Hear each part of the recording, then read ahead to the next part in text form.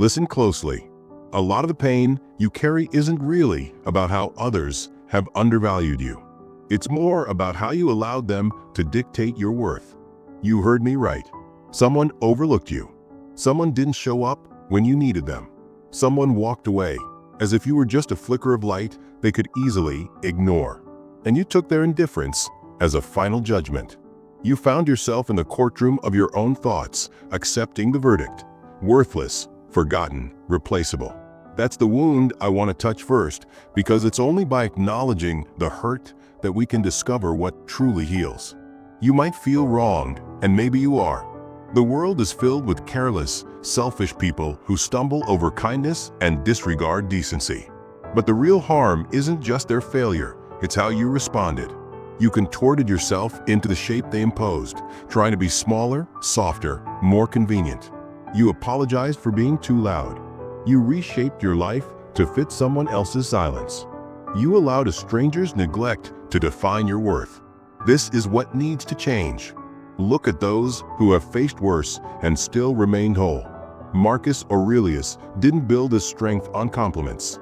He constructed a fortress within himself.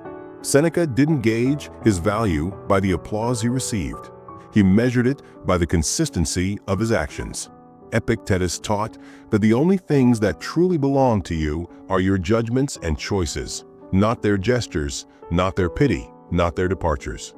You still possess what they can't take away, your inner authority. So here's the approach. It's not just a collection of feel-good phrases, but a powerful reminder of your strength. This is a set of practices that can transform how the world's indifference affects you. Embrace them until they become second nature. Do them until you act without waiting for anyone's approval. First, stop looking for validation from the outside. We've been conditioned to stand like beggars, holding out our cups, hoping someone will fill them with meaning. But that cup will never be full. Instead, wrap your hands around what truly belongs to you. Your attention, your actions, your silence. When someone gives you little, recognize it as their limitation, not a reflection of your worth. If someone drifts away from your life, let them go. Their departure has nothing to do with the 4 promises you make to yourself each morning. Second, guard your time as if it were sacred. Time is the only real currency we have. If someone treats your hours like they're disposable, respond as you would to a thief. Lock the doors and don't let them back in. Establish boundaries that don't need explanations. You don't owe anyone a justification for your peace. If she prefers scrolling over being present, take a step back. If he thrives on drama instead of depth, walk away. Small acts of refusal build your dignity. Third, learn to appreciate solitude without confusing it with loneliness. There's a big difference. One is a craving, while the other is nourishment. Spend enough time alone to truly hear your own voice. Read a line from Marcus Aurelius and notice how his words don't seek your applause. They seek your attention. Sit in silence until it speaks to you. A person who can enjoy their own company becomes a mystery to those who try to judge them by trivial standards. Fourth, express your truth calmly and confidently. Embrace a fierce truth, not the kind that shouts to hurt, but the quiet, undeniable truth that sweeps in like an autumn breeze, impossible to argue against. When you declare, "I will not be treated this way," do so with the confidence that it's already a reality. People are drawn to certainty. The timid ask for permission, while the strong simply assert their stance. Seneca once noted that we often face consequences not for our wrongdoings, but for our hesitance. Keep your words concise and resolute. Let them shut doors that need to be closed. Next, focus on being useful rather than just visible. Tackle the tough tasks when no one is watching. Build your character in the shadows. Offer help without expecting anything in return. Those who seek validation through likes will always find themselves lacking in true honor.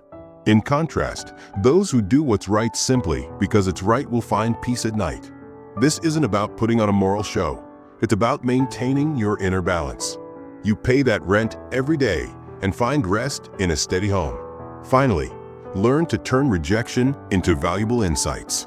When someone doesn't appreciate you, Shift your focus from them to the reality around you. What do their actions reveal? Where do they invest their energy? What patterns can you identify? Use these insights as a guide, not as a means to retaliate, but to navigate your path. People's behaviors are like maps. Interpret them and adjust your course accordingly. As Epictetus would remind us, control the one thing you truly can: your interpretation. Let's aim for clarity in our interpretations, not just flowery language. Seventh, let bitterness serve as a warning, not a place to settle down. Bitterness is like a pointless dock where the hurt more and decay.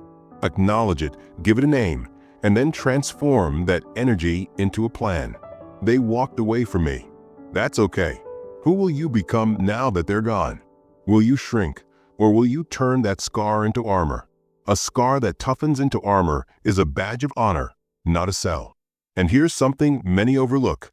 Love isn't just a response to being appreciated. It's about standing strong in your own right. You can love someone without falling into a pit of neediness. You can open your heart and let love flow freely, without the fear that it won't come back. That's the ultimate strength, loving without strings attached. That's what it means to have a warrior's heart. If they appreciate you in return, see it as a gift.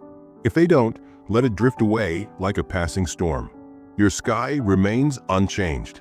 Don't confuse this with being numb. We're not training lifeless hearts. We're nurturing genuine ones. Embrace the pain fully, like a clear bell ringing.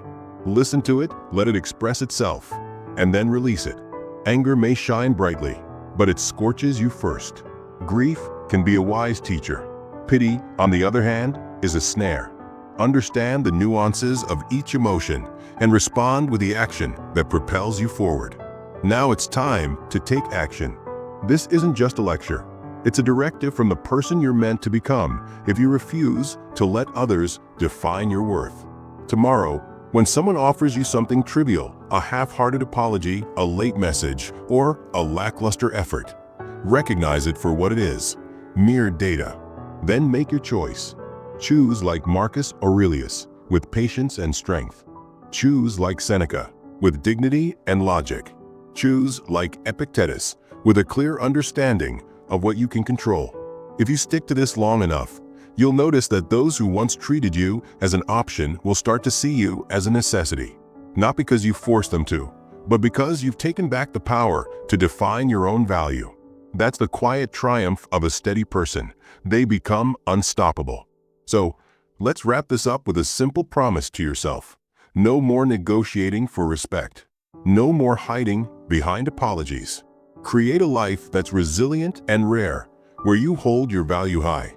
Let the indifferent drift by like passing clouds. Focus your attention, invest your time wisely, and protect your heart.